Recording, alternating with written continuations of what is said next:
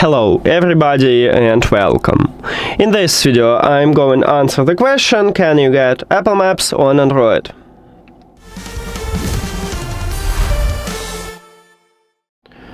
And you cannot install the application on Android device. If we use Play Store, let's find some Apple product and we can check what application Apple offers for us on Android, and as you can see we have no Apple Maps here. So you can use Apple Maps on Android only using your browser. You need to open your browser, then you can write Apple Maps, and right here we have Apple Maps, so we can use it. And that's it. Thank you for watching this video. If you found it helpful, please consider subscribing to the channel and leave the like on the video.